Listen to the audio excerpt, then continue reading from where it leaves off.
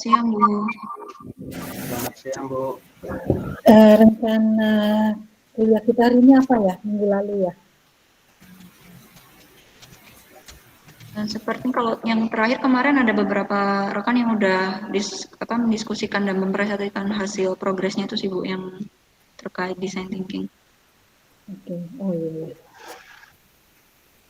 Oke, baik, kita mulai ya sambil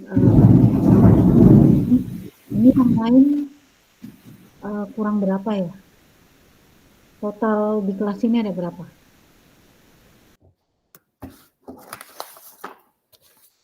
22 sepertinya, Bu. 22, oke. Iya. Oke, baik, kita mulai. Assalamualaikum warahmatullahi wabarakatuh dan selamat siang semuanya. Bisa terdengar ya suara saya? Bisa, Bu. Bisa, Ibu. Oke. Jadi sebelum kita masuk ke materi, saya melalui Mbak Mauris tadi malam itu mengirim link ya. Jadi saya minta tolong partisipasi teman-teman semua karena kebetulan terkait dengan penelitian pengembangan yang sedang kami lakukan. Ya, jadi kami mengembangkan sebuah platform ya berbasis MOOC, tapi ini memang masih prototipe ya. Jadi background-nya itu karena saat ini MOOC umumnya disajikan secara melalui video ya, bukan melalui teks. Bisa dilihat di Udemy, Coursera dan platform MOOC yang lainnya itu semuanya disajikan melalui video. Nah, oleh karena itu kami mengembangkan sebuah platform ya, jadi berbasis video, masih sederhana sebetulnya karena ini nanti ketika ini memang sukses, ini akan kami embedded ke sistem yang lebih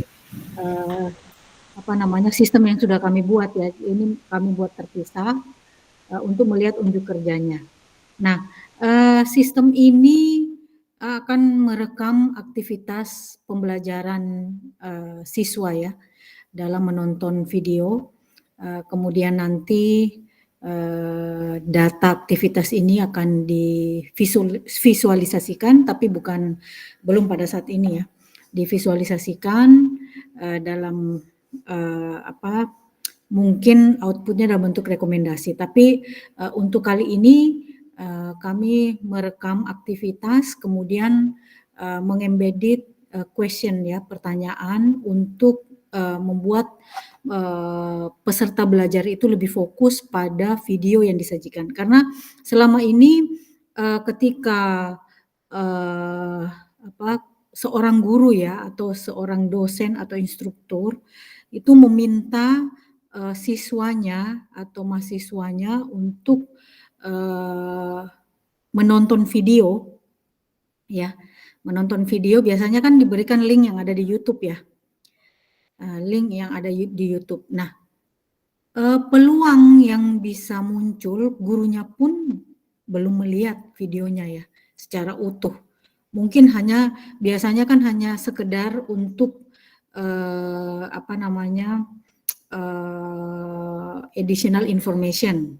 Nah, tapi sehingga saya di sini mendesain sebuah media pembelajaran di mana guru pun itu harus ikut fokus ya terkait dengan videonya. Karena apa? Karena di dalamnya ada embedded question.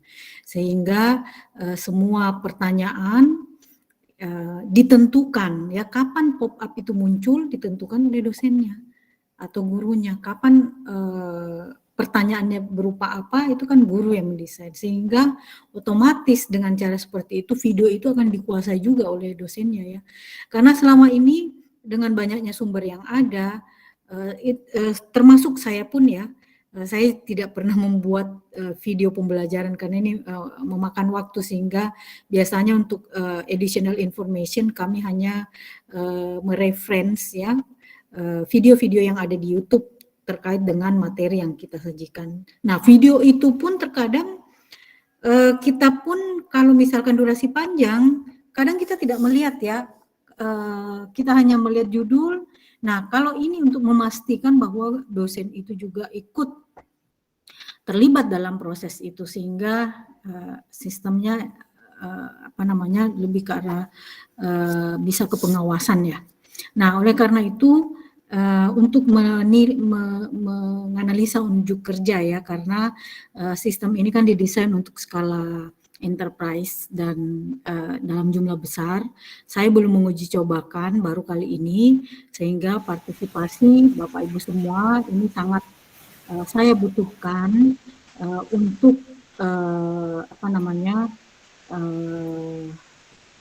untuk melihat performa dari sistem ya, karena namanya sistem yang ada sistem yang saling berkaitan ya, terkadang masih ada error saja yang ini, sehingga itu yang perlu kami fixkan segera, karena selama ini saya hanya menguji coba hanya individu ya, uji cobanya hanya beberapa orang. Ini saya ingin diuji coba dalam skala agak besar dan mungkin akan bersamaan beberapa orang. Nah, itu yang akan kami uji. Nah, itu terkait dengan penelitian ya. Apa yang saya lakukan sebetulnya ini juga akan dilakukan oleh mahasiswa khususnya S3 ya, yang akan melakukan penelitian disertasi. Jadi memang kami melakukan penelitian ini terus ya, tiap tahun kami melakukan penelitian ini juga supaya payung penelitian kita juga itu jelas, sehingga dosen itu juga wajib meneliti ya. Nah, ada pengalaman yang tidak menyenangkan tahun lalu ya. Tahun lalu itu saya juga menyebarkan tahun lalu juga saya membuat fitur yang lain ya. Fitur yang sudah saya kembangkan yang tahun lalu itu adalah menganalisa open end question ya, dan sudah sukses. Tinggal memperbaiki algoritmanya sehingga performanya lebih bagus lagi. Tapi secara umum sudah bisa berjalan di sistemnya ya. Nah, mahasiswa terkadang mengabaikan ya, tidak khususnya ini S3 ya, karena mahasiswa S3 ini juga akan melakukan saya open kamera aja ya, melakukan sebuah penelitian ya. Nah,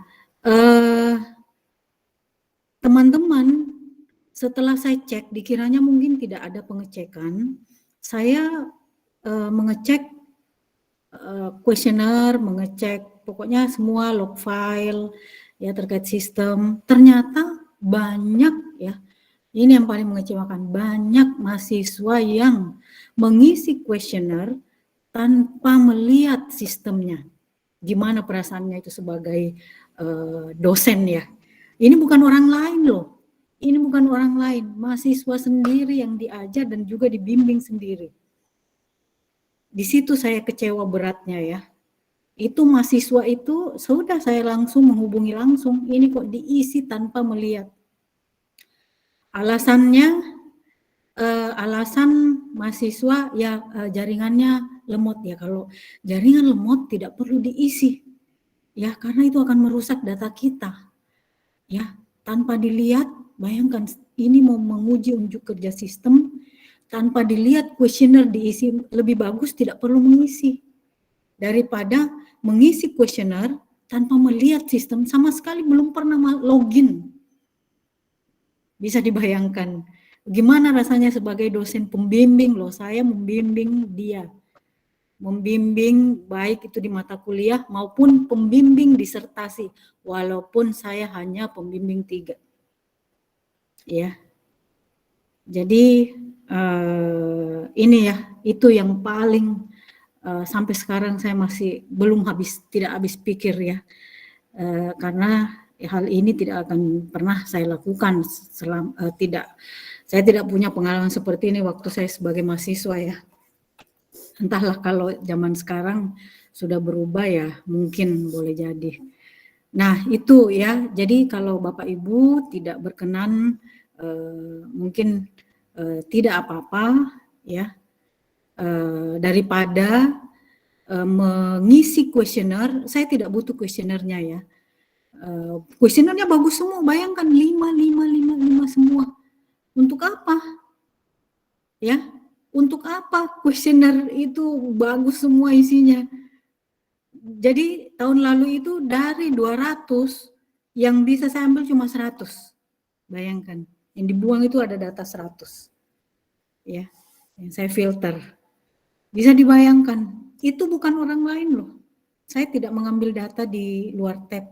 Saya hanya mengambil data di tab. Setelah saya filter, ternyata yang datanya bisa saya pakai hanya mahasiswa S1. Mahasiswa pasca tidak. Saya kurang paham kenapa mahasiswa pasca datanya itu tidak bisa kita pakai ya. Yaitu karena mungkin banyak pertimbangan ya. Jadi datanya itu tidak bisa lah saya pakai. Dan kecewanya ya sebagian besar mahasiswa bimbingan saya sendiri. Ya, bayangkan mahasiswa bimbingan sendiri seperti itu dan ya seperti itulah. Nah, itu pengalaman yang kurang menyenangkan. Saya tidak tahu kalau di tempat lain juga mengalami hal serupa. Saya juga tidak tahu bagaimana ini curhat ya. Semoga tidak terjadi pada Anda semua ketika menjadi seorang dosen pembimbing ya. Seperti itulah. Karena begini, kalau kita sebagai dosen tidak meneliti, pengetahuan kita juga tidak berkembang. Dari penelitian inilah kami bisa membimbing mahasiswa, memberikan masukan sehingga bisa merancang sebuah inovasi-inovasi pembelajaran dari penelitian ini. Jadi sebetulnya ada simbiosis mutualisme. Ya, dari sini pula nanti kami ketika membimbing mahasiswa bisa memberikan masukan bahwa hal-hal yang perlu diperhatikan ketika penelitian itu ini, sehingga tidak perlu melewati jalan panjang yang kami lalui ya. Bisa juga seperti itu, ya. Karena dalam proses penelitian kami juga banyak trial error segala macam. Tidak semua penelitian yang kami lakukan itu sukses, ya karena ya seperti ini. Perlu Anda ketahui bahwa pada penelitian pengembangan sistem ini kita berbicara sistem ya. Umumnya jurnal-jurnal yang bereputasi karena prasyarat Bapak Ibu semuanya tidak bisa ujian disertasi kalau belum memiliki publikasi. Sehingga memang penelitian yang Bapak Ibu lakukan itu memang paper oriented ya. Paper oriented sehingga perlu mendesain penelitian itu dengan baik. Nah, untuk sebuah jurnal ya, sebuah jurnal bereputasi, penelitian pengembangan itu tidak dilirik kalau tampilannya itu hanya menampilkan metode pengembangan dan misalkan hasil evaluasi. Itu tidak, modelnya itu tidak seperti itu. Ya, saya sudah mereview beberapa artikel dan juga mensubmit artikel ya. Umumnya untuk penelitian pengembangan itu kita sampai pada tahap eksperimental. Sehingga penelitian yang dilirik oleh sebuah jurnal atau reviewer adalah penelitian yang berbasis design based research approach. Ya, itu design based research approach itu yang paling umum ya. Kalau saya melihat pola dari penelitian tersebut, pola paper, research paper. Nah, oleh karena itu melalui ini pula saya nanti juga ya kan kami akan submit. Nah, itu pengalaman itulah nanti akan kami gunakan untuk membimbing mahasiswa. Nah, kalau misalkan datanya tidak bagus, apa yang bisa kita, sehingga selama ini saya hanya bisa submit di conference proceeding. Ya, conference proceeding untuk sampai ke jurnal itu berat dengan jumlah data yang sedikit ya. Jumlah data sedikit itu kita sulit untuk mengeneralisasi. Rata-rata kalau misalkan untuk dalam menganalisa itu 200-an ke atas, ya data 200 ke atas itu sangat bagus ya, untuk reviewer juga untuk melihat analisa datanya juga lumayan bagus. Ya, sehingga data banyak itu dibutuhkan. Apalagi kami yang bergerak dalam penelitian kecerdasan buatan. Apa yang mau diolah kalau datanya hanya 50, 40, ya.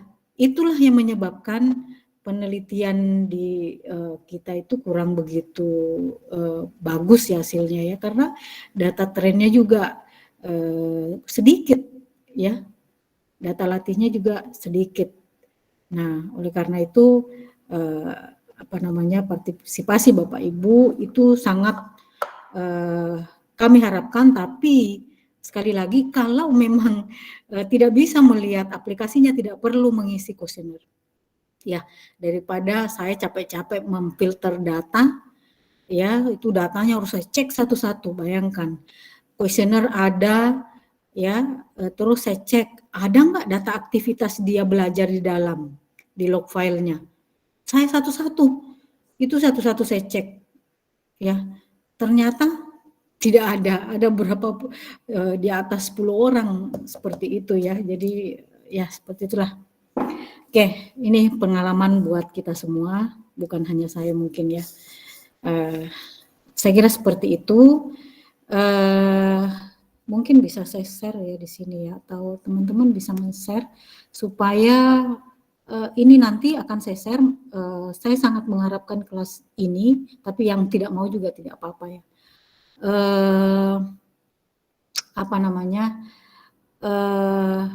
Untuk masuk ke sistem, saya melihat di pretestnya sesuai dengan harapan saya ya.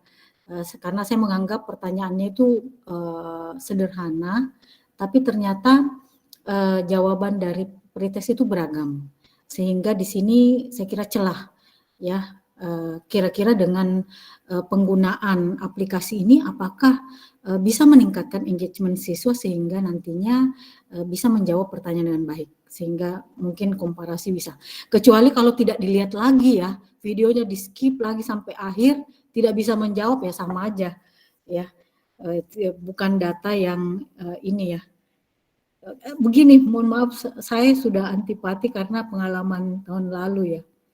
Jadi pengalaman ini berkesan banget. Oke.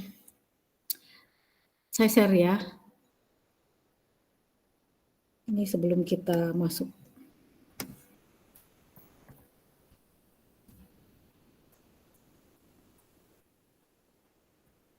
Mungkin ada yang bisa, saya belum memperbaiki browser saya ya. Jadi untuk share screen itu belum.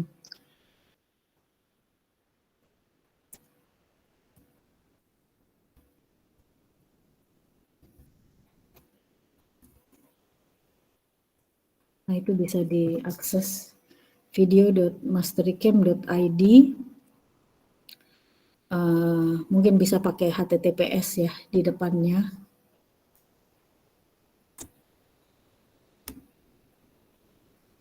Nah, silakan register menggunakan Gmail ya.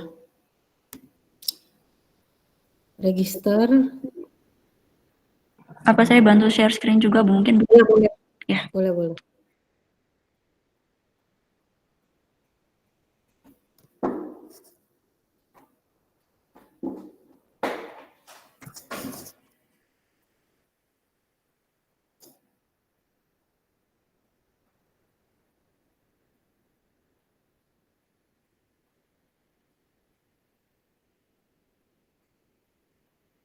Nah, itu bisa register dulu ya, pakai Google. Nah, ini silahkan nanti tidak perlu mungkin ditampilkan di sini ya. Jadi register, kemudian ini password Bapak Ibu semuanya tidak akan disimpan ya, tidak akan kelihatan ya. Jadi passwordnya ini tidak akan kelihatan dan tidak tersimpan, hanya untuk masuk saja karena kami sudah masuk ya. Oke. Nah, coba di situ ada di sebelah kiri di bawah ikon rumah itu. Di bawahnya, nah itu ada 3 video ya. Sebetulnya video ini hanya dummies ya. Cuma saya sengaja memilih materi-materi yang memang materi yang berkaitan dengan tab. Nah, harapan saya Bapak Ibu sekalian yang mau berpartisipasi silahkan mengakses ya ketiganya. Video ini durasinya kurang lebih 20 menit ya. Durasinya 20 menit. Nah, di sini ada timeline. Jadi saya kira alamiah saja belajarnya. Karena itu nanti akan datanya ini yang akan kami pakai. Nah, ini di setiap section itu ada pertanyaan ya. Di setiap section ini daftar pertanyaannya ada di sini di video timeline. Nah, pertanyaan inilah nanti harapannya yang bisa meningkatkan engagement peserta belajar. Ya, nah engagement ini nanti yang yang akan kami visualisasikan seperti apa, dan juga mungkin di penelitian berikutnya akan kami gunakan untuk rekomendasi. Penelitian ini bekerja sama ya dengan Lab Kyushu University, khususnya nanti untuk visualisasi karena kami rencanakan menggunakan ontologi untuk visualisasi. Oke, seperti itu ya. Ada yang mau ditanyakan terkait ini Bapak Ibu semuanya? Ini sekedar sharing saja. Silahkan.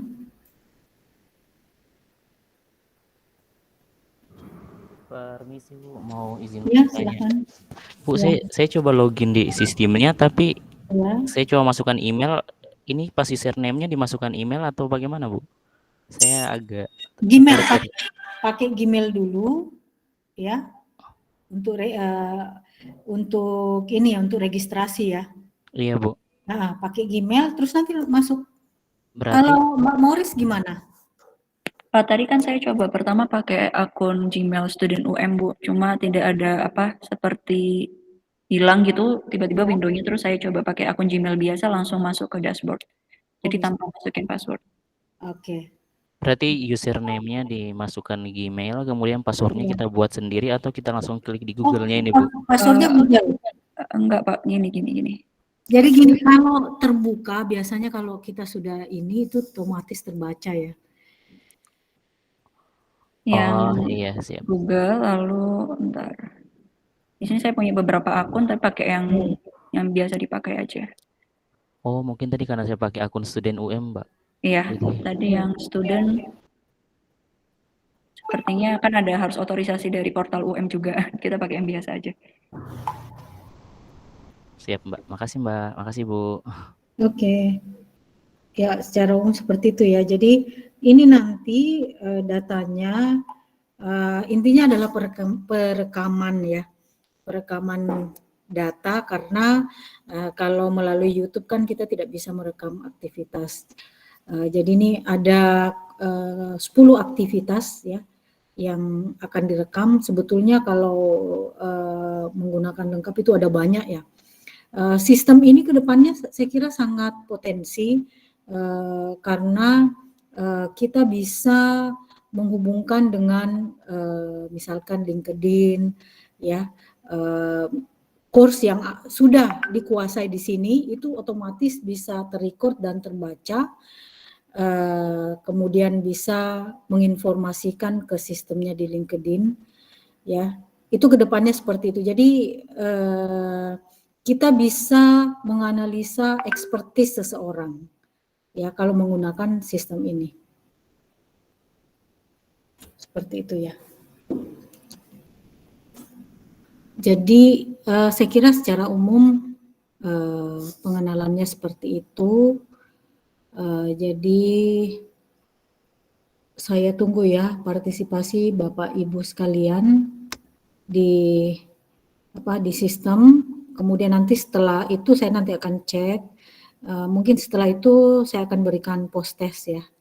Post test dan beberapa kuesioner. Post testnya mungkin post testnya bisa yang sudah selesai. Jadi begini, bagi yang belum belum pretest, tolong jangan langsung isi post test, ya. Jadi urutannya pretest dulu, kemudian mengakses konten, ya, kemudian post test. Mungkin begitu saya share, ada saja mahasiswa yang belum mengisi, mungkin tolong tidak, kalau misalkan langsung ke post test, mending tidak usah, ya, karena ini ada urutannya. Jadi harus pretest, kemudian mengambil mengakses konten, kemudian post test, seperti itu ya. Begitu ya Bapak Ibu semuanya, gambaran sistemnya. Saya email yang biasa tidak bisa masuk. Nah, yang lainnya bagaimana? Mungkin akan. Nah, dari sistem ini kalau misalkan banyak error itu kan biasanya kami harus ngecek satu-satu. Oke, dicoba browsernya mungkin diganti. Saya kemarin banyak masalah. Harus Gmail katanya. Memang harus Gmail ya, harus Gmail. Kita bisa masuk tanpa emailnya UM. Iya. Oke, seperti itu Bapak Ibu semuanya ya. Jadi kontennya itu dibekali di embedded pertanyaan ya. Ada beberapa pertanyaan. Oke, nanti coba saya cek ya. Coba browsernya diganti. Kemarin saya gunakan Chromium, Chrome, itu ada banyak kendala ya. Saya ganti Firefox, tidak ada masalah. Kendala yang ada saya kurang tahu, tapi di Firefox kelihatannya lebih stabil. Ya, silahkan. Izin Bu, tanya Bu. Iya. Saya lihat di videonya itu mereka jawabnya itu di kolom komentar atau bukan? Jadi perlu kayak ada kuisnya, kalau misalnya sudah dijawab baru dia bisa lanjut lagi. Jadi gini, sambil kita menonton itu akan berjalan terus ya. Nanti akan muncul pop-up sendiri sambil nonton. Nah, di pop-up itu nanti kita langsung menjawab pertanyaan. Setelah menjawab, setelah submit jawaban, videonya lanjut lagi mutar otomatis.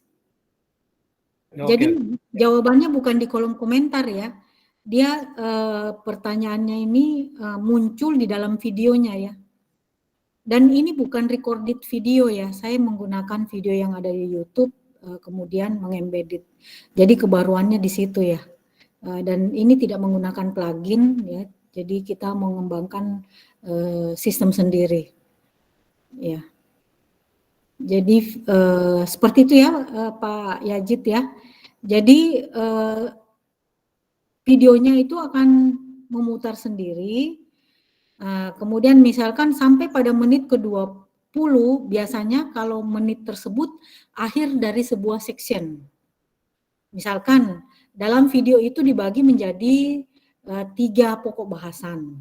Nah, ini tergantung kalau saya memasukkan sesuai dengan akhir dari section ya. Jadi setelah berakhir sectionnya, untuk mereview kembali ingatan dari pengguna, itu saya memasukkan pertanyaan ya, supaya refresh ya. Kalau nonton video terus kan tidak semua informasi itu bisa kita proses secara langsung ya, hanya informasi tertentu saja yang bisa kita proses. Jadi dari 20 menit itu hanya beberapa saja, hanya bagian-bagian penting saja. Ini berkaitan dengan cognitive overload, ya. Jadi kemampuan dari working memory di dalam memproses informasi yang ada itu sangat terbatas. Nah, dengan menggunakan teknik chunking, ya, dengan menggunakan itu kalau ada notifikasi akses diblokir, coba ganti browser ya. Nah, dengan adanya teknik chunking seperti ini akan memberikan penguatan kepada pengguna peserta belajar supaya bisa lebih fokus, ya, karena dengan menstrukturisasi konten, selama ini kan video itu kan tidak distrukturisasi. Video itu lebih ke arah mungkin kalau video berbasis PowerPoint mungkin terstruktur ya, karena sudah ada materi-materi yang disajikan. Tetapi kalau video-video yang panjang biasanya, nah oleh karena itu kami membuat supaya kita bisa mencangking ya, bisa mencangking konten melalui pop-up question. Seperti itu ya Bapak Ibu semuanya. Izin Bu. Ya. Ini kan saya pernah ikut pelatihan seperti ini Bu. Iya. Di LKPP untuk pengadaan barang dan jasa. Iya. Dia videonya memang micro learning, tapi dia campur semua, ditambah ada modul untuk yang mau baca silakan. Yang mau pakai video biasanya pertama adalah video semacam overview. Habis itu baru video-video micro learning seperti ini. Terus tapi kalau kuis yang di tengah-tengah itu atau ada 2 atau 3 gitu, itu cuma yang terbatas dengan sub pokok bahasannya gitu memang. Tapi pas bagian akhir dia ada kuis yang sifatnya dia lebih menyeluruh dari pokok bahasan. Jadi dari sub misalnya ada 5 sub pokok bahasan. Nanti yang terakhir itu adalah di kuis untuk pokok bahasan yang agak keseluruhan.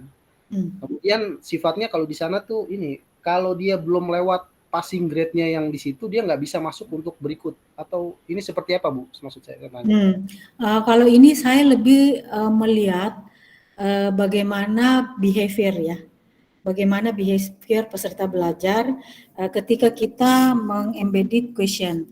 Umumnya kalau menggunakan Moodle mungkin menggunakan H5P ya.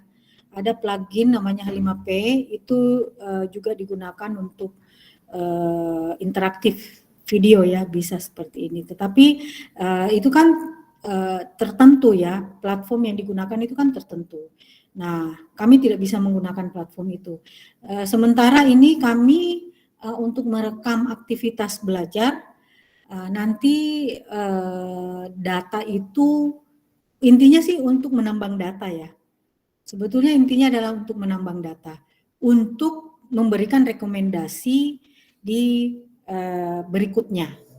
Tapi kami masih fokus di tahun ini hanya menambang data saja, mengambil data. Setelah itu tahun depan, bukan tahun depan, ini malah ini kalau ini selesai nanti akan dikerjakan oleh di lab di Jepang itu untuk visualisasi.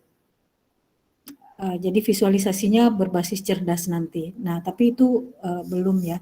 Jadi ini tugas kami hanya merekam data aktivitas. Tapi hampir sama seperti itu ya. Hampir sama seperti itu. Ya. Terima kasih Bu. Ya. Jadi betul itu hampir sama.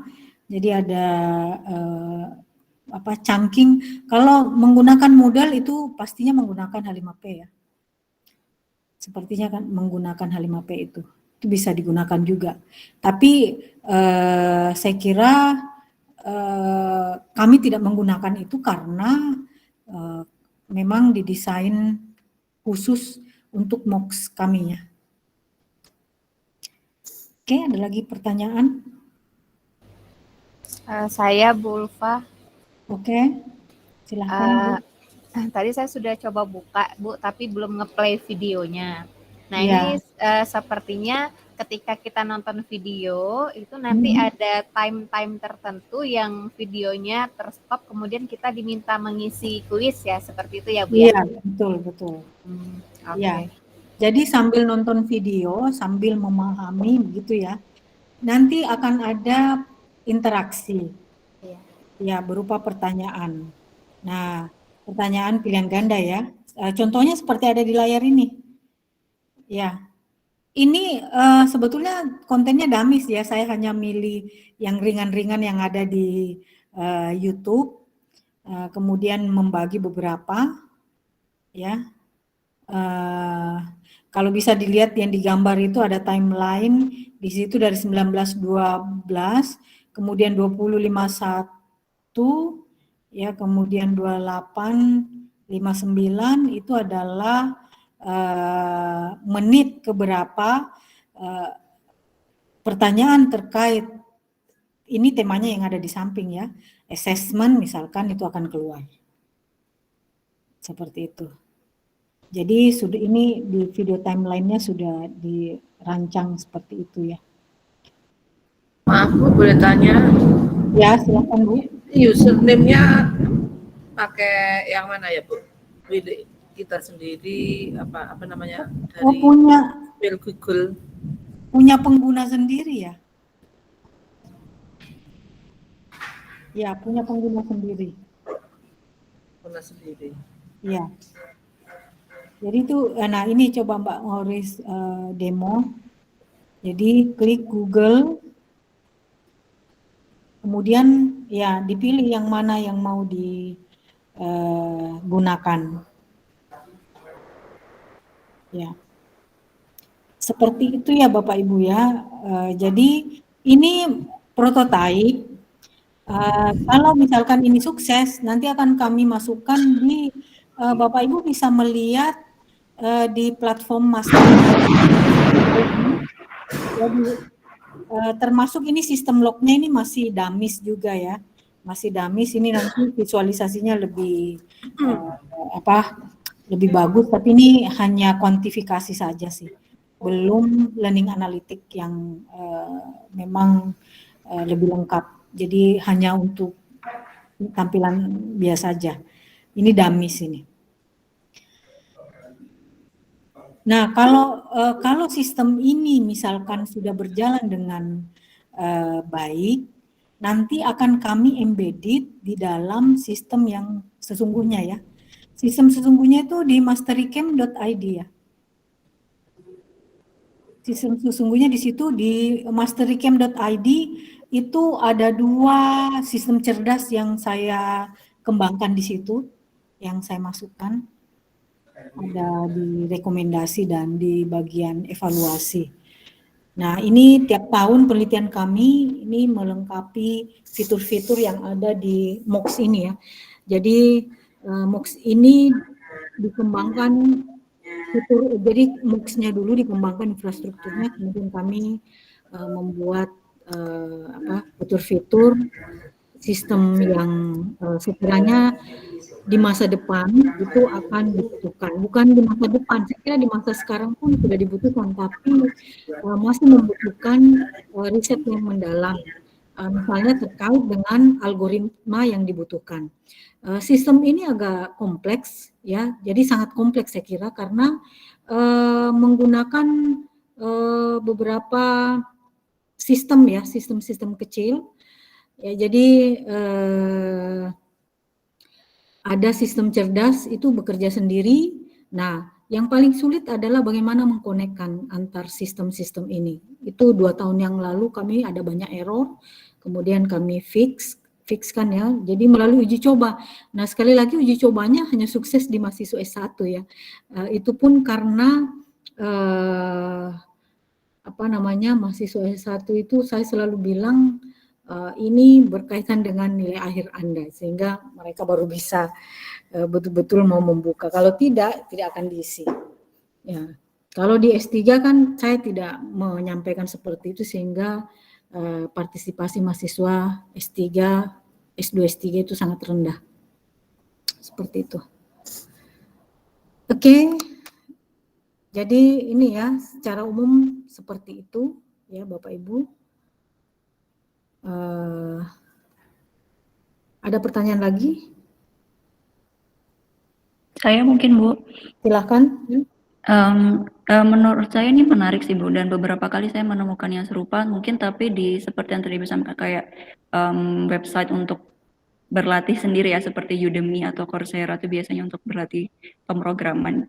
Dan ini memang idenya untuk pakai YouTube gitu ya Bu, jadi untuk mempermudah pengajar nggak harus bikin konten video tersendiri atau bagaimana. Seperti menurut saya menarik, jadi kan masih sangat meringankan sekali seperti itu, karena kita bisa embed dari video yang publik yang sudah ada, atau kedepannya ketika memang prototipenya sudah dikembangkan, apakah pengajar harus bikin konten video tersendiri atau seperti apa Bu? Ya, jadi ini opsional ya.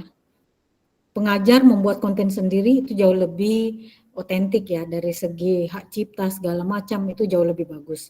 Dan kontennya pun kalau kita kerjakan sendiri itu sesuai dengan keinginan. Nah, penelitian ini kan tidak fokus pada kontennya, kami mengabaikan konten sehingga di sini saya menggunakan video-video yang sudah ada, karena intinya hanya bagaimana mendeliver saja. Nah, kedepannya kalau misalkan menggunakan video yang sudah ada di YouTube pun tidak ada masalah, ya, tidak ada masalah, karena sebetulnya penelitian ini di awal perkembangannya itu lebih ke arah video recorded ya. Jadi video recorded sudah disediakan pertanyaan di dalam proses pembuatan video. Nah, tapi kalau ini kan sistemnya dinamis, kita bisa mengubah-ubah mau di posisi pertanyaan ada di mana. Jadi video itu masih video video mentah ya dari YouTube, kemudian kita tinggal mencangkingnya. Ya, jadi sistem mencangking video ini.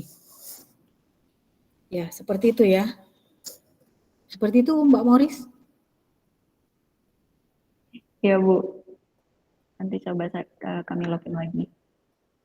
Bisa masuk nggak?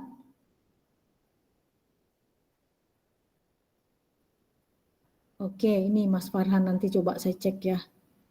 Apa sudah masuk di database apa. Yang error mungkin bisa WA ke saya ya. Nanti saya cek apakah berhasil masuk. Ya, berhasil masuk, tapi di sistemnya itu belum. Biasanya seperti itu. Kemarin ini juga masih banyak error pada saat upload videonya ya. Jadi teman-teman yang masih banyak error, ya masih error, belum bisa sukses login, bisa menghubungi saya. Nanti saya coba cek di database.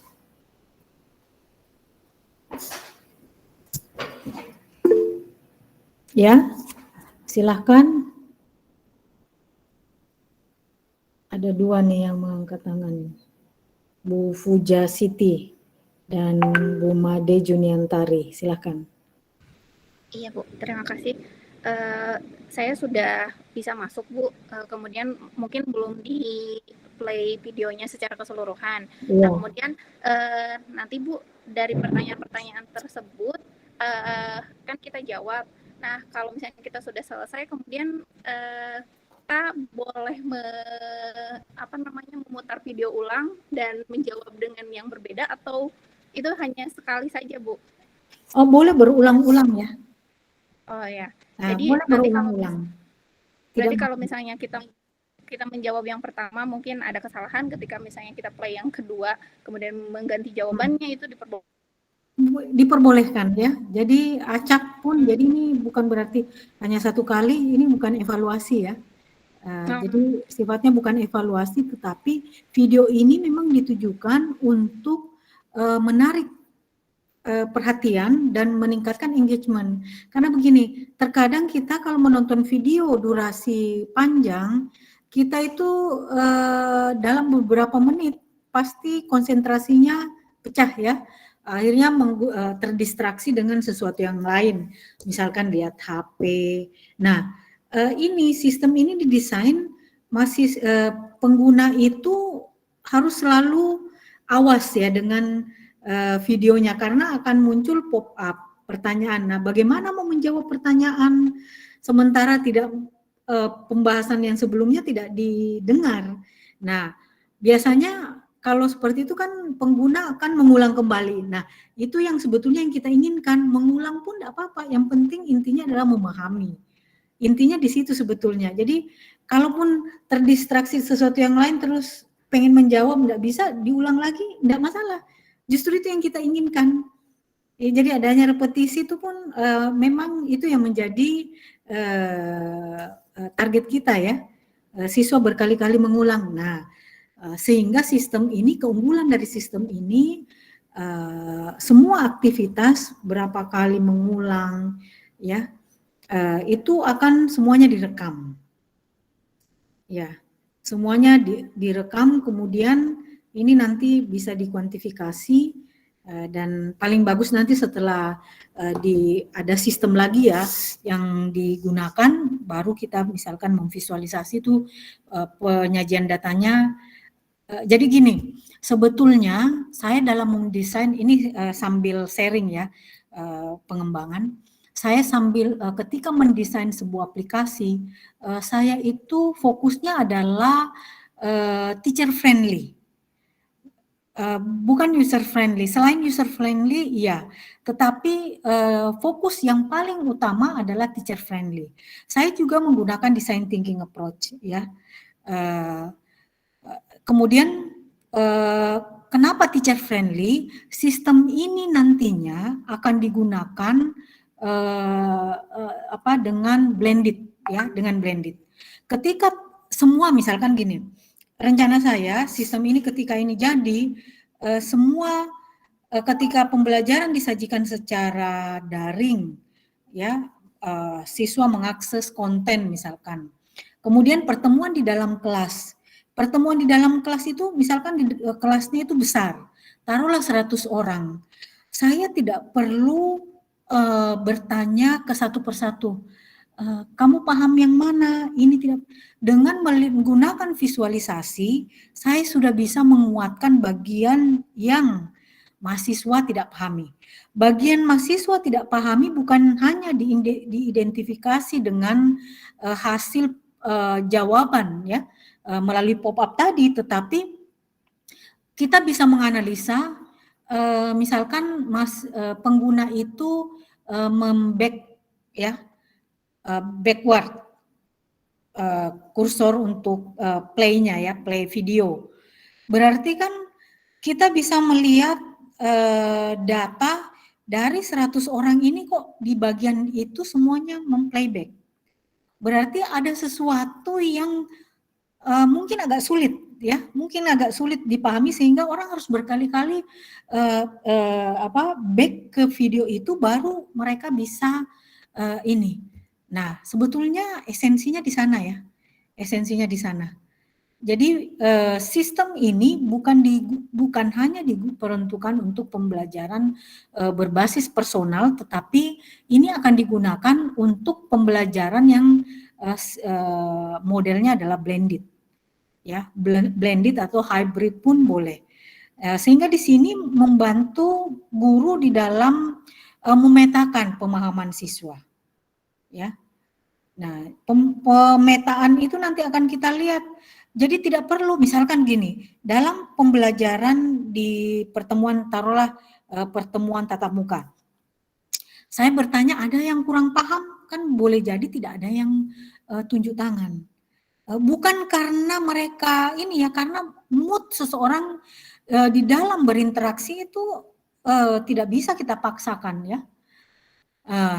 Sehingga kita tanpa bertanya ke siswa pun kita sudah bisa menemukan bahwa bagian konten ini diperlukan penguatan dengan melihat behavior dari peserta belajar.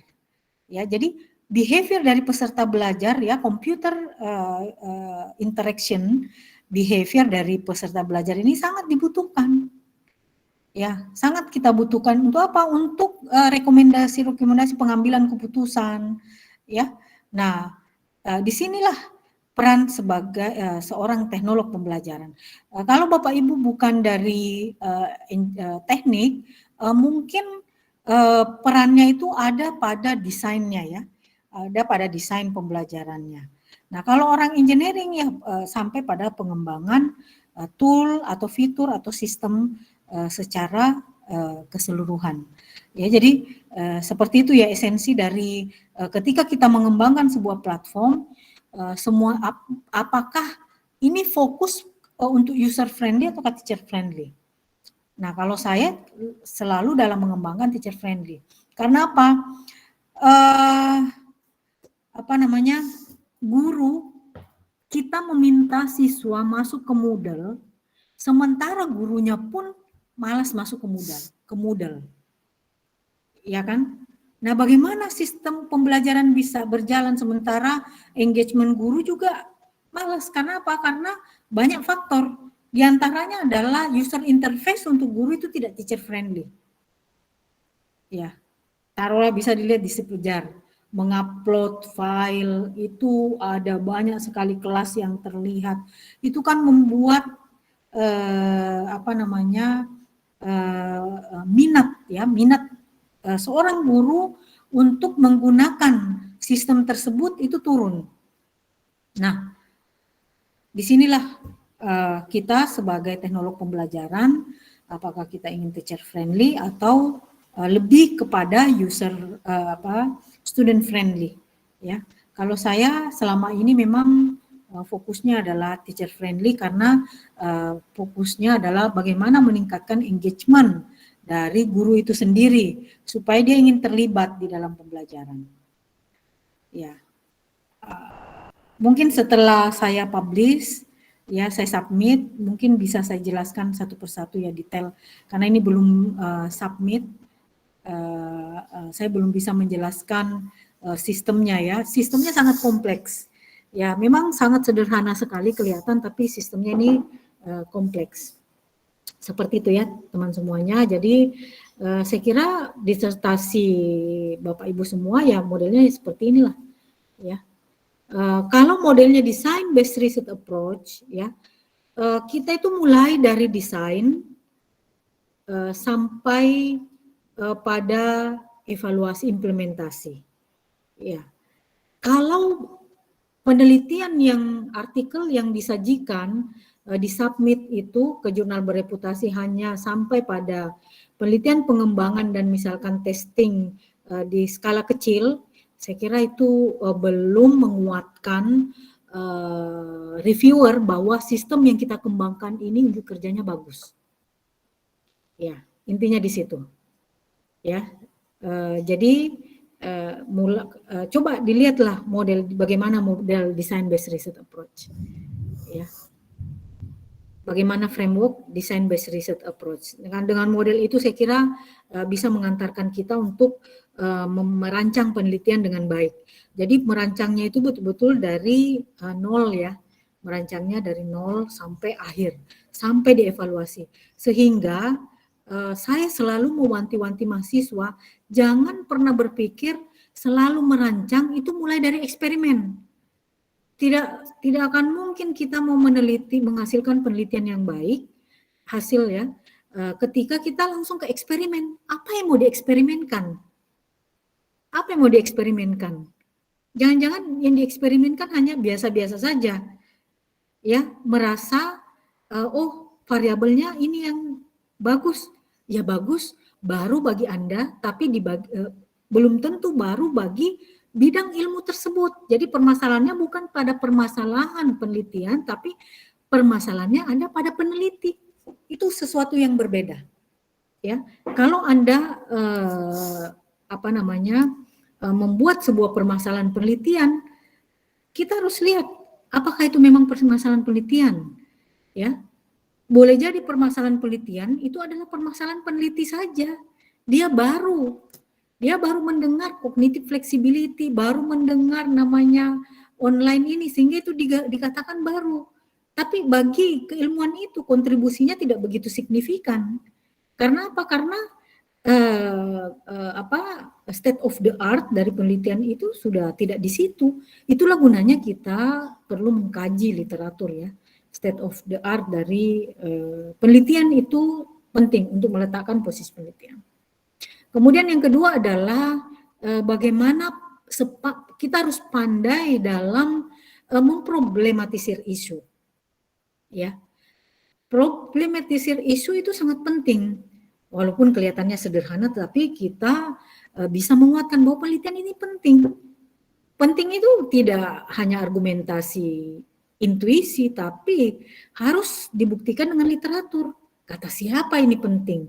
Literatur si A meneliti hanya sekian, padahal penelitian ini, tool ini sangat dibutuhkan. Ya, kenapa? Ketika tool ini tidak ada, proses pembelajaran bisa makan waktu. Ya, sehingga di sini dengan adanya fitur ini bisa meningkatkan efektivitas dan efisiensi dalam belajar. Ya, jadi itu ya, background itu sangat penting ya, di latar belakang saya dalam membimbing mahasiswa, membuat background itu yang cukup lama ya, yang cukup lama itu membuat background dan merancang framework penelitian. Yang paling lama itu framework penelitian. Nah, tapi kalau itu jadi, saya kira sudah cepat semuanya.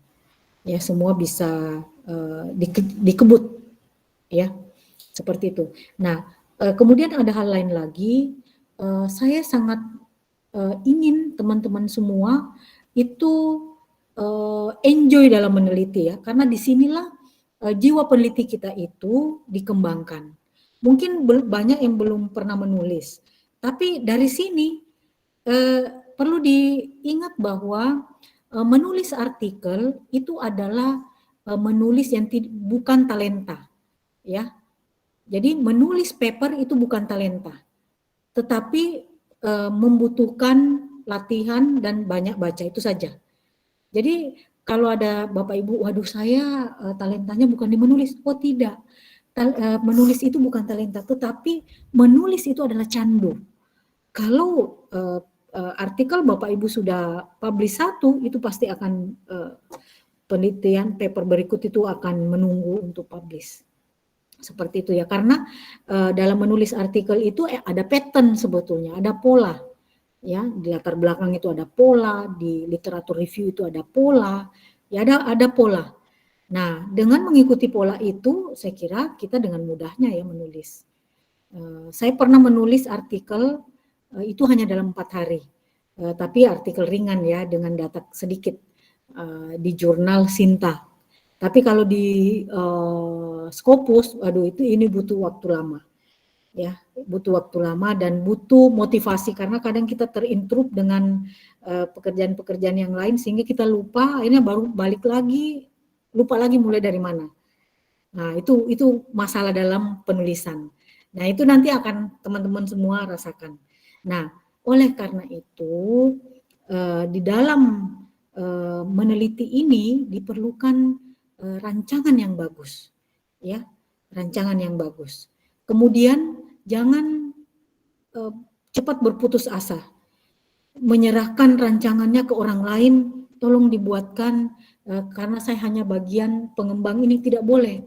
Disertasi itu kalau mau dapat ilmunya, kita harus mengerjakan dari A sampai Z. Disitulah kita dapat ilmunya. Kalau menyuruh orang itu kita tidak akan dapat. Ya, proses itulah masuk ke hutan belantara, kemudian tersesat, cari jalan lain, tersesat. Itu kan jauh lebih bagus dibandingkan jalan setapak yang langsung lurus-lurus saja. Tidak ada pengalaman, kita tidak melihat macam-macam. Mungkin bisa saya pernah menyajikan ini ya di di pertemuan seminar kalau tidak salah, workshopnya anak ini alumni TEP ya, terkait dengan penulisan ilmiah, penelitian ilmiah. Saya kira begitu ya secara umum. Jadi waktu teman-teman semua ini kan masih di semester awal, kelihatannya masih panjang, tapi sebetulnya tidak banyak. Ya, sebetulnya tidak banyak. Karena kalau mau mengembangkan sesuatu itu banyak hal. Misalkan, Mbak Mauris, aduh, saya tidak bisa 3D misalkan. Ya harus belajar. Harus belajar. Disitulah kita karena kalau kita tidak membuat, kita tidak tahu pengalaman belajarnya itu seperti apa.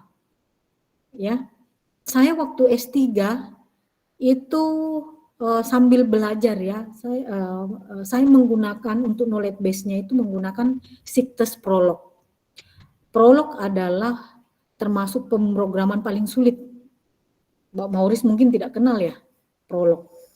Sudah hilang, tidak populer. Populer di Jepang, hanya populer di Jepang.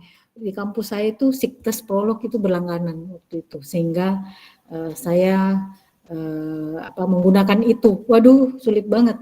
Tapi akhirnya saya berhasil membuat CICTES Prolog, membuat interface dalam 3 tahun. Dalam 3 tahun banyak yang bisa saya bikin. Jadi jangan pernah berpikir, bagian ini saya serahkan ke orang, saya bagian desainnya saja. Nggak bisa, Anda tidak akan dapat apa-apa. Walaupun sederhana, tapi buatan sendiri itu jauh lebih bagus. Ya, jauh lebih bagus.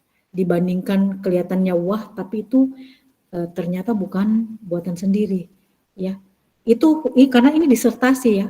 Disertasi ini menentukan keilmuan kita ke depan. Ya, menentukan keilmuan kita. Jadi tolong waktu yang ada dioptimalkan, kemudian harus kita di tab ini ada 3 ejang profesor ya. Sudah resmi pagi tadi saya dikabari oleh Dr. Wong Lung Siang, beliau itu pakarnya seamless learning. Sudah disetujui oleh NTU untuk menjadi adjunct di tab ya. Nah, beliau siap membimbing mahasiswa S3. Tapi nanti akan saya pilih yang lebih dekat ke keilmuannya ya. Khususnya yang seamless itu nanti akan dibimbing dan tidak banyak, paling hanya 1 orang, akan dipilih 1 orang untuk dibimbing. Kemudian ada satu lagi kita punya adjunct 2 ya. Bu Nakaya Ayami, itu beliau ahli kurikulum. Kemudian satu lagi Profesor Tsukasa Hirashima dari Hiroshima University, ya. Itu khusus engineering ya. Tapi beliau sudah membimbing 2 orang. Sepertinya kalau membimbing tambah lagi mahasiswa agak berat beliau.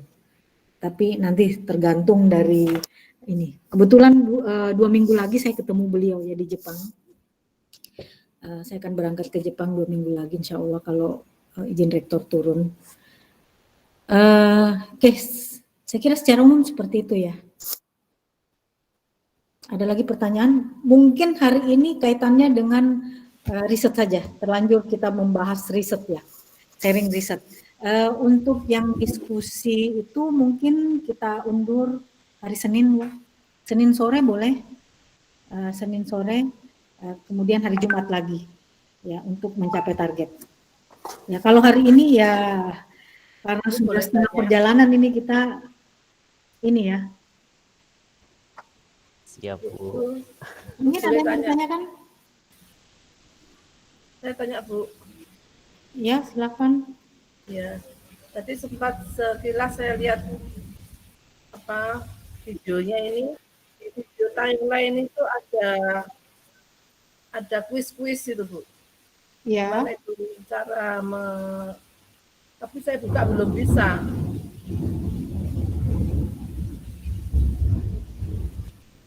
Pada saat kita membuka video itu ada video timeline itu ada kuis-kuisnya itu Bu. Oh ya, video timeline itu tidak bisa dibuka ya Bu. Video timeline itu hanya informasi saja. Oh. Jadi video timeline itu hanya informasi saja bahwa pada menit ke ini membahas tentang itu. Oh. Jadi kita tidak bisa, memang sengaja ya untuk saat ini. Muncul dengan sendirinya ya Bu? Iya, harapannya sih supaya mahasiswa itu membaca semua ya. Melihat, bukan membaca tapi melihat semua videonya, kemudian ketemu soal. Ketika tidak bisa menjawab soal itu, acak bisa mundur lagi, mendengarkan lagi. Nah, sebetulnya itu yang kita inginkan. Dia berulang-ulang mendengar, kemudian bisa menjawab. Nah, salah satu kuncinya adalah mengembangkan pertanyaan. Itu yang menjadi permasalahan. Saya sebetulnya kalau pertanyaan ini hanya dummy saja sebetulnya untuk melihat interaksi. Tetapi kalau yang real di lapangan itu kita harus mengembangkan pertanyaan yang sesuai dengan kompetensi yang kita inginkan. Kalau misalkan lalu pertanyaannya ditulis di mana, Bu? Di yang di bawah itu yang di submit. Jawabannya dipilih dulu, ada pilihan di situ. Komentar itu. Ya. Pertanyaannya apa ditulis yang komentar Oh, bukan Bu. Jadi pertanyaan itu yang membuat pertanyaannya guru. Saya sudah membuat pertanyaan. Jadi yang diakses ini hanya menonton video saja. Nah, ketika menonton video, menonton video itu nanti pada menit tertentu akan ada pop-up pertanyaan. Nah, otomatis ya, secara otomatis dia akan video akan di stop, kemudian pertanyaan harus dijawab. Setelah pertanyaan submit, video akan kembali memutar. Seperti itu ya. Begitu ya, Bu Tafid ya. Seperti itu, Bu. Ya, terima kasih, Bu. Ya, terima kasih. Ada lagi? Mari kita berdiskusi terkait dengan penelitian Bapak Ibu sekalian. Rencana penelitian Bapak Ibu sekalian. Kalau saya lebih ke arah ke penelitian pengembangan dan penelitian eksperimental. Ya. Jadi lebih ke arah ke kuantitatif. Tapi kalau kualitatif saya tidak punya pengalaman penelitian kualitatif. Tapi kalau di penelitian kuantitatif dan penelitian pengembangan mungkin saya bisa memberi masukan, khususnya yang berkaitan dengan media-media ya, media-media pembelajaran. Silahkan Bapak Ibu. Tanya ya Bu ya. Iya. Kalau untuk penelitian pengembangan itu kan berarti produknya harus jadi dulu, kemudian disubmit begitu ya Bu ya? Maksudnya disubmit? Di artikelkan gitu. Oke. Produk dulu. Ya, jadi begini, di dalam proses penelitian perancangan penelitian itu kalau saya pribadi ya di dalam membimbing kita sudah bisa memproyeksi bahwa penelitian ini bisa kita bagi menjadi 2 etape. Saya biasanya menyebut gitu, 2 etape. Mungkin di penelitian pertama preliminarinya itu misalkan boleh jadi misalkan di penelitian Bu Tafib ini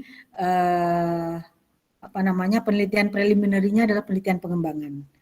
Nah, hasil dari penelitian pengembangan ini bisa kita publikasikan. Jadi tidak perlu menunggu sampai selesai sampai eksperimental. Kemudian penelitian berikutnya boleh jadi penelitian eksperimental, ya, eksperimental riset. Nah, penelitian pengembangan ini harus hati-hati. Saya kemarin ada teman dosen, tidak perlu saya sebutkan, di universitas lain. Ya, di universitas lain. Penelitiannya itu mau dipublikasikan di jurnal Scopus. Ya, tapi begitu saya melihat hasil tulisannya, penelitian ini hanya bisa saya mengatakan terus terang, dengan penulisan seperti ini, laporan penelitian seperti ini hanya bisa disinta. Itu pun Sinta 3 maksimal. Sorry to say, ini bukan kualitas untuk paper yang penelitian pengembangan yang disubmit di indeks Scopus, bukan. Karena penelitiannya itu hampir sama dengan polanya penelitian skripsi, ya. Jadi penelitian pengembangan menggunakan Lee Owen misalkan. 1, tahapan analisa. 2, tahapan apa. 3, tahapan itu yang disajikan. Bukan seperti itu, penelitian pengembangan tidak seperti itu. Ya, penelitian pengembangan untuk skala Scopus itu membutuhkan framework dari apa yang kita kembangkan. Bingkai kerja dari apa yang kita kembangkan. Misalkan sistem yang yang sudah saya buat ini, itu penelitian yang sistemnya itu ada berapa sistem bekerja itu harus dimunculkan. Seperti itu. Jadi framework bukan tahapan analisa. Terkadang kita tidak perlu menyebutkan tahapan itu. Ya, terkadang dalam membuat laporan, tapi dalam prakteknya, misalkan kita menggunakan di Owen atau menggunakan model yang lain, kita menggunakan itu. Tetapi dalam laporan, dalam membuat artikel, terkadang kita tidak perlu menulis bahwa ini tahapannya Lee Owen ada 6 tahapan, kemudian tahapan ini adalah ini, tahapan ini, itu hanya kelas proceeding. Laporan penelitian seperti itu. Dan itu sudah kami lewati ya. Penelitian kami di awal-awal tahun 2011-an itu karena zaman itu belum marak Scopus ya. Proceeding oke, sehingga itu pun oke-oke aja. Tapi kalau sekarang sudah tidak lagi. Kita harus meningkatkan kualitas penulisan seiring dengan waktu. Ya. Nah, ini pula yang harus dilakukan oleh Bapak Ibu semuanya sebagai dosen di institusi Bapak Ibu semuanya. Seperti itu ya, Bu Tafi. Terima kasih Bu. Ya. Ada lagi mungkin masukan dari teman-teman yang pertanyaan dari teman-teman yang lain. Bu, izin bertanya. Ya, silakan. Bu, saya mau cerita sih sebenarnya, Bu. Ya, silakan. Sesuatu terkait, Ibu tadi sempat notice terkait desain experience untuk pembelajaran. Jadi sampai saat ini sebenarnya masih agak bingung ya mau melari kemana terkait disertasi yang akan coba diangkat. Namun saya ada beberapa, karena kemarin ada tugas mata kuliah dari Pak Dedi, saya jadinya mungkin masih mau coba itu terkait desain learning instructional model, Bu. Desain instructional model untuk pembelajaran yang terintegrasi dengan teknologi. Desain namanya apa tadi? Saya coba masih mau mengembangkan sebuah bahasa Indonesia kayak model pembelajaran gitu, Bu, namun di dalamnya terintegrasi ke melibatkan teknologi dalam proses pengembangan desainnya, desain modelnya gitu. Itu menurut tanggapannya Ibu tuh gimana kalau polanya di tab, Bu? Gitu, terima kasih. Jadi begini, instructional system design itu secara umum itu dibagi 3 ya. Secara umum dibagi 3. Desain sistem pembelajaran, ada yang skala pembelajarannya itu skala kecil ya. Skala kecil itu kalau misalkan seperti mikrokredensial ya, skill-skillnya itu hanya beberapa saja, pertemuannya hanya beberapa. Nah, itu untuk skala kecil. Desainnya pun berbeda ya, instructional system desainnya pun berbeda. Kemudian ada yang skala menengah, ada yang skala besar. Skala besar itu yang sifatnya sistemik. Ya, salah satu model yang skala besar itu adalah Dick and Carey. Ya, Dick and Carey itu untuk skala yang besar. Kalau ini kita berbicara instructional system design. Kalau di instructional multimedia, Lee Owen itu termasuk skala enterprises. Ya, termasuk skala enterprises. Kalau misalkan untuk mengembangkan fitur-fitur kecil, kayaknya kalau menggunakan Lee Owen, kayaknya kebesaran deh. Lee Owen-nya kebesaran. Jadi Lee Owen itu untuk skala besar, sistem. Ya. Nah, sama halnya ketika Bapak Ibu ingin mengembangkan misalkan hanya strategi pembelajaran yang untuk mencapai skill-skill yang sifatnya hanya 1 kali pertemuan ya. seperti yang saya sajikan ini kan hanya 1 kali menonton durasi 20 menit. Nah, itu desainnya juga misalkan menggunakan desain yang lebih ringan seperti itu. Nah, pemilihan desain ini yang instructional system design ini yang perlu diketahui oleh mahasiswa ya, atau instructional system designer. Nah, bagaimana menggunakan teknologi di dalam kelas ya? Kalau berbicara penggunaan teknologi di dalam kelas, ada model yang umum digunakan. Misalkan modelnya Azure. Azure itu adalah model pembelajaran yang digunakan untuk mengintegrasikan teknologi di dalam kelas. Ya. Jadi sudah ada ini, kemudian kita ingin menggunakan teknologi apa nih mau digunakan di dalam kelas sesuai dengan kebutuhan yang ada, ya. Nah, itu bisa menggunakan Azure untuk di dalam kelas seperti itu. Nah, berbeda lagi kalau kita mau mengembangkan, kalau ini kan untuk implementasinya di dalam kelas. Implementasi ya, implementasi. Beda kalau mau mengembangkan. Ya, kalau mau mengembangkan lain cerita. Ya. Lain cerita. Seperti itu ya, Mas Suritno? Iya, Bu, siap. Bu bisa lanjut bertanya lagi nggak, Bu? Ya, silakan. Tadi jadi ada model. Jadi rencana itu luarannya kayak model, Bu, kayak model pembelajaran yang ada kita bisa mendesain sendiri, tapi berdasarkan beberapa kelemahan dari beberapa model yang ditinjau gitu kan, Bu. Jadi sehingga ada model tersendiri, nanti di dalamnya itu ada seperti di desain pengembangan itu ada sintaks, ada lingkungan belajar, ada itu rencana kayak itu, Bu. Itu gimana menurutnya, Bu? Ya. Jadi dalam mengembangkan model ya, menghasilkan sebuah sintaks ya, menghasilkan sebuah sintaks, kita tidak bisa dengan mudahnya mencomot model ini, kekurangan model ini digabung dengan ini kemudian disatukan, itu tidak seperti itu ya. Dibutuhkan pengkajian ya, dibutuhkan pengkajian.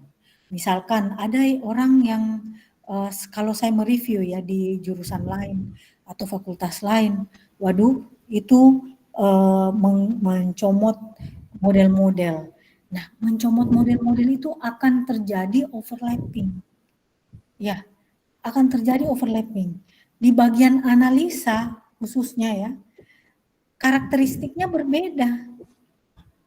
Ya, karakteristiknya berbeda. Karakteristik analisa pada Lee Owen berbeda dengan karakteristik analisa pada Adi. Iya. Kalau di Adi itu lebih untuk mencari learning gap.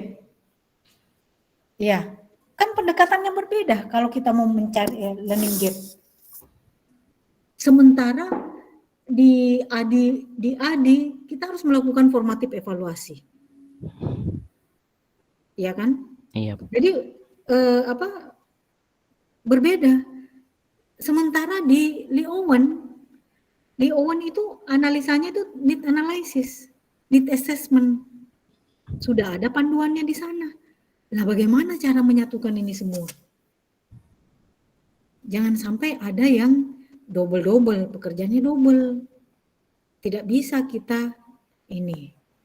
Nah, nanti biasanya kelihatan kalau banyak mahasiswa saya yang mengembangkan model-model, ini ada yang sudah dipublish ya, punyanya Adlia ya, di apa namanya, dia mengembangkan network. Tapi sebetulnya saya selalu bilang ada yang kurang dari situ sistemnya. Nah, kalau ada teman-teman yang mau melanjutkan penelitian itu jauh lebih bagus.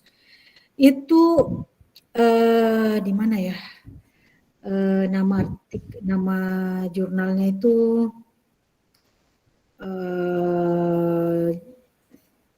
apa ya?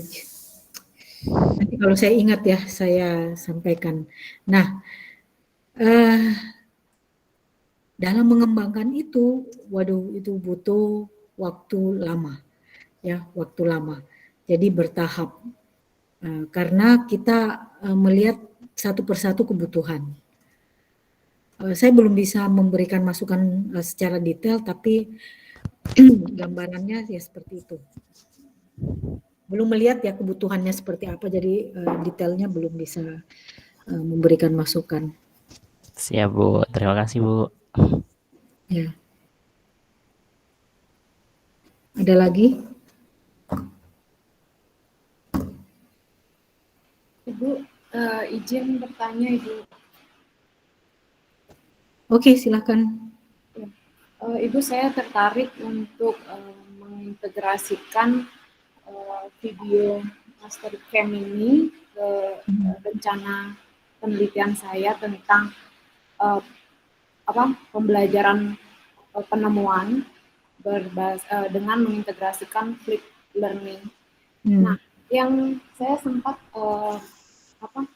menangkap penjelasan dari Ibu bahwa dari video Mastercam ini kita dapat mengetahui di mana siswa atau pembelajar nanti yang paling banyak di pertanyaan yang mana mereka paling banyak melakukan kesalahan. Itu artinya nanti di video Mastercam ini kita bisa melihat analisis gini penggunanya ya Bu ya, respon penggunanya saat menggunakan itu ya Bu, seperti bisa ya Bu? Iya, bisa.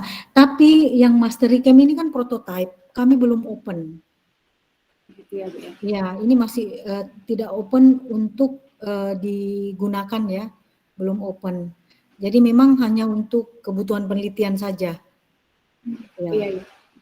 Mungkin bisa menggunakan fitur yang lain ya, misalkan fiturnya H5P.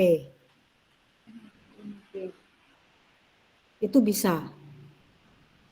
Nah, Ibu, untuk keleluasaan siswa untuk belajar melalui video itu, apakah kita nanti jika memungkinkan ya Bu ya suatu fitur aplikasi sejenis ini, apakah kita memberikan batasan attempt untuk jawaban siswa?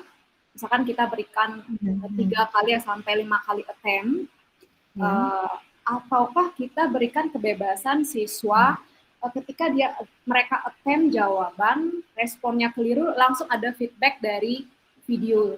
Nah, itu kemarin yang sempat mungkin bukan video, tapi sejenis kuis ya Bu ya, kalau mereka keliru langsung ada feedback langsung terkait jawaban yang benar. Oke. Apakah itu baik ya Bu ya, kalau kita memberikan feedback langsung? Nah, kita lihat dulu esensinya seperti apa. Kalau posisi dalam video ini sebetulnya bukan terkait feedback, tetapi ini memang feedback ya, salah satu jenis feedback. Pertanyaan itu kan interaktif ya. Nah, esensinya adalah untuk menarik engagement, meningkatkan engagement supaya mereka lebih fokus. Intinya di situ. Nah, kalau yang berkaitan dengan feedback ya, saya kira bukan di situ tempatnya, bukan di video ini ya.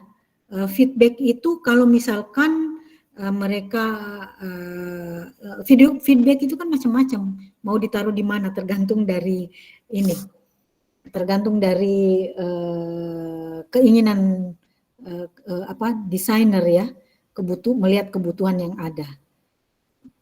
Seperti itu. Jadi kalau menurut saya pembatasan itu tidak perlu, khususnya kalau ini kan ibaratnya gini, baru mau mengambil new knowledge, ya, baru mau meretrieve new knowledge. Jadi sehingga tiap orang, kecepatan orang di dalam memproses informasi kan berbeda, ya. Karena kalau kita batasi, ini bikin stres. Ya, kalau kita batasi itu malah bikin stres. Nah, kita semakin itu diputar bolak-balik pun semakin bagus. Berarti kan engagementnya tinggi. Mereka fokus. Ada keinginan untuk membolak-balik itu kan memutar ke belakang. Nah, itu menunjukkan suatu engagement. Mempercepat, itu juga engagement. Mempercepat karena boleh jadi bagian itu dia sudah dapat, tidak masalah. Ini kan kita merancang sebuah efektif, memberikan kebebasan kepada pengguna kita untuk belajar, seperti itu. Nah, kalau mau feedback, mungkin, penentuan feedback inilah yang perlu diteliti ya. Di mana posisinya? Jadi gini, kelihatannya sederhana tapi kan ini adalah sebuah inovasi. Ya, inovasi itu kita kadang kita peroleh itu melalui kalau yang di design thinking di tahap awal itu kan tahapan empati, kalau kita merasakan. Sehingga kita sepertinya saya butuh seperti ini. Ya, kita bisa memahami suasana jiwa ya, perasaan peserta belajar kita. Kira-kira dengan begini kalau dipercepat, ini kira-kira mereka paham nggak? Seperti itu. Sehingga kita buatkan tool yang sebisa mungkin mereka bebas mengatur jadwal, kapan mereka belajar, kapan mereka lanjut, seperti itu. Begitu ya Bu Made Juniantari ya. Ya. Terima kasih Bu. Jadi karena kecepatan belajar siswa juga beda-beda ya Bu ya. Jadi kita berikan keluasaan untuk mereka. Betul. Menyimak video. Ya, terima kasih. Betul. Ya, itu yang jadi poin ya. Kecepatan belajar setiap orang itu berbeda. Boleh jadi misalkan si A itu sebetulnya orang yang bisa skimming, membaca cepat. Tetapi karena banyak distraksi, ya, ada banyak, intinya distraksi lah, sehingga dia tidak bisa baca fokus, ya, jadi harus lambat, misalkan lagi di kantor, kemudian mau membaca ini, terdistrak, sehingga memperlambat dia mengakses. Jadi ada banyak faktor, ketika dia di rumah dia bisa baca cepat, seperti itu ya. Jadi tergantung dari individu ya. Saya kira seperti itu. Terima kasih. Ada lagi mungkin, ini yang lain perasaan yang bertanya itu aja ya. Nanti pada saat pengembangan disertasi baru Bapak Ibu semuanya akan merasakan pusing. Ini sebentar lagi. Sudah pusing Bu. Sekarang sudah pusing ya. Oke. Ada lagi mungkin ada unek-unek atau apa? Saya Bu. Ya, silahkan. Ya, baik, terima kasih. Mungkin masih mengenai penelitian disertasi nanti mungkin Bu. Ya, boleh. Ini kan tadi untuk pengembangan sistem. Di awal perkuliahan dulu, kalau saya tidak salah Ibu sempat mengatakan bahwa sistem itu tidak mesti kita build dari awal gitu ya. Mungkin ada beberapa sistem yang kalau kita kembangkan itu bukan kita yang buat dari awal gitu ya. Yeah. Nah, untuk di disertasi nanti itu seperti apa ya contohnya Ibu? Sistem yang sudah ada kemudian kita kembangkan. Itu yang pertama. Yang kedua, saya pernah membuat kayak learning experience seperti itu, aplikasi atau sistem yang berbasis mobile. Nah, ini kan digunakan pada saat pandemi 2 tahun lalu sampai terakhir saya ngajar kemarin di 2022 pertengahan ya. Nah, ini kan datanya otomatis masih ada di 2 tahun terakhir. Nah, jika misalkan saya akan mengembangkan sistem pembelajaran mobile learning yang saya sudah buat ini, apakah datanya itu harus update sampai dengan pada saat nanti tahun depan gitu saya setelah pada saat merancang pengembangan sistem ini lagi, ataukah cukup data yang 2 tahun terakhir kemarin saya sudah ambil dari data-data mahasiswa yang sudah dimasukkan, entah itu dari tugas-tugas atau interaksi siswa di mobile aplikasi tersebut, ataukah harus saya lanjutkan untuk kemudian saya ngambil data ulang yang up to date sampai di tahun depan seperti itu.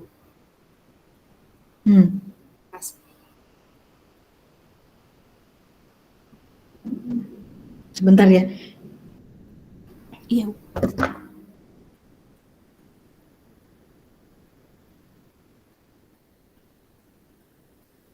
Sekarang pada sibuk ini soalnya. Oh, sebentar ya, sebentar saya sekarang pada sibuk besok deadline laporan penelitian. Jadi kami pada sibuk ini. Sebentar, saya kirim file dulu ya.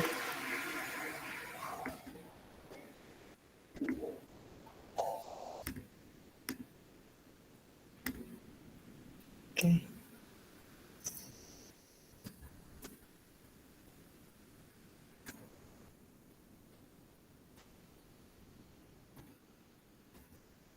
Oke, tadi pertanyaannya apa namanya? Menggunakan data yang ada sebelumnya. Nah, tergantung bagaimana cara, intinya disertasi itu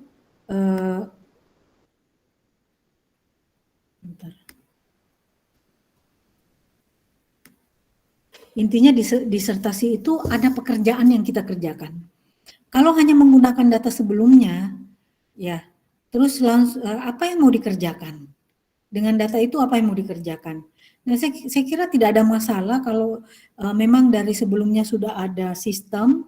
Nah, nanti kan tergantung dengan kebutuhan, tidak mungkin hanya menggunakan sistem itu saja, ya. Pasti akan ada beberapa bagian yang revisi. Misalkan diarahkan masukan dari dosen pembimbing misalkan. Ini skillnya seperti apa, mungkin akan dibutuhkan tool seperti ini. Nah, pasti kan ada perbaikan di sisi itu sehingga otomatis ada pengembangan. Nah, saya kira ini sebuah base yang baik kalau sudah ada infrastrukturnya ya. Kalau sudah ada infrastruktur seperti itu tidak ada masalah saya kira. Menggunakan infrastruktur yang ada, kemudian tinggal tinggal, waduh ini tidak terupload. Sebentar ya.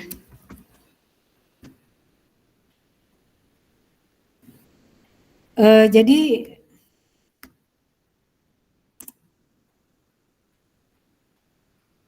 silahkan ya, jadi silahkan menggunakan sistem yang sudah ada, tapi pastinya akan ada perbaikan.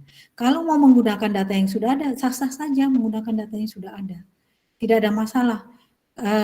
Tapi kan nanti data ini mau diapakan, pasti kan ada pengolahan. Dan juga pasti akan membutuhkan data tambahan. Jadi tidak ada masalah, silahkan.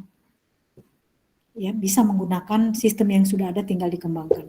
Nah, salah satu contoh yang misalkan ingin mengembangkan apa, misalkan Bapak Ibu sudah mengelola sebuah pembelajaran berbasis daring, misalkan dengan menggunakan Moodle.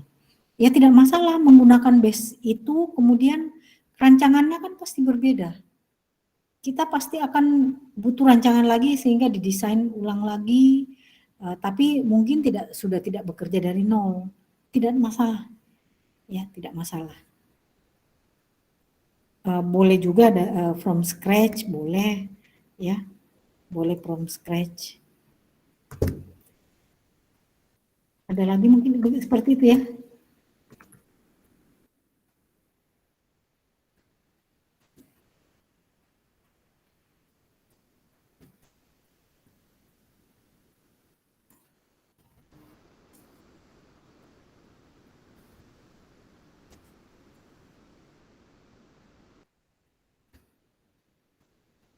Saya kira cukup ya mungkin Bapak Ibu yang lain. Kalau menurut saya sih mungkin sekarang belum begitu belum begitu banyak kendala yang dihadapi. Nanti ketika masuk di tahapan awal, nah disitulah mungkin akan banyak muncul pertanyaan-pertanyaan peneliti ya. Nah, jangan lupa melibatkan ya. Jadi saya sampaikan lagi aturan akademik UM. Jadi semua produk-produk ya, jadi semua produk penelitian yang merupakan hasil dari disertasi itu wajib dibuatkan HKI-nya ya, karena itu merupakan memasukkan nama UM juga dan memasukkan dosen pembimbing masing-masing di dalam setiap produk tersebut, pengembangan ataukah intinya apa yang dihasilkan yang berhubungan dengan disertasi. Kemudian untuk publikasi tidak diperbolehkan tiba-tiba mengambil orang dari luar memasukkan sebagai penulis keberapa. Ya, harus melalui persetujuan promotor dan kopromotor. Ya, jadi misalkan ada yang merasa oh saya dibantu, itu tidak boleh memasukkan sendiri ya nama orang lain. Jadi harus dengan diskusi promotor masing-masing, promotor dan kopromotor ya, seperti itu. Jadi saya kira itu yang ini.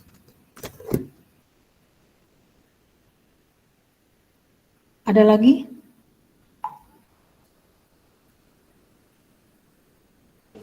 Ya, terima kasih Bu. Mungkin saat ini belum ketemu. Iya, iya. Saya bisa paham kayaknya. Memang butuh waktu lama ya. Ibu tadi mohon maaf Ibu, ya. Ini mengkonfirmasi kembali. Tadi saya mendengar desain sistem pembelajaran ADI dan satu layout.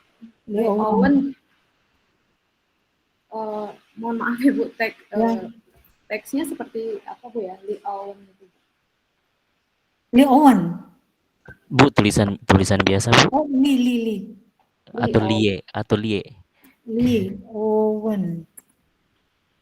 Oh iya. Terima kasih Lee Owen ya. Lee Owen ini digunakan untuk multimedia based instruction ya. Multimedia based instruction. Jadi untuk pengembangan multimedia skala besar ya sistem. Tapi kalau pengembangan misalkan yang skala kecil untuk fitur-fitur kecil, saya kira ini kebesaran ya. Saya kira kebesaran, modelnya kebesaran. Seperti itu ya.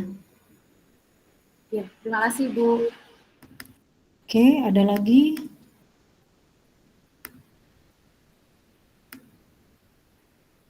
Ada lagi Bapak Ibu sebelum kita akhiri? Kayaknya udah cukup dulu, Bu. Cukup ya. Oke. Baik, kalau begitu kita akhiri saja. Saya sangat mengharapkan partisipasi Bapak Ibu sekalian. Jadi kalau ada waktu mungkin hari Senin ya. Hari Senin bisa kita lanjutkan dan juga hari Jumat ya. Jadi untuk sementara ini kita keep dulu 2 waktu itu ya. Siap. Oke, baik Bapak Ibu sekalian, saya ucapkan terima kasih ya atas partisipasinya nanti di penelitian saya ini. Semoga hasil penelitian ini juga bisa memberikan manfaat kepada mahasiswa semuanya. Ya, saya kira cukup sekian. Terima kasih. Assalamualaikum warahmatullahi wabarakatuh. Waalaikumsalam. Terima kasih Bu. Terima kasih.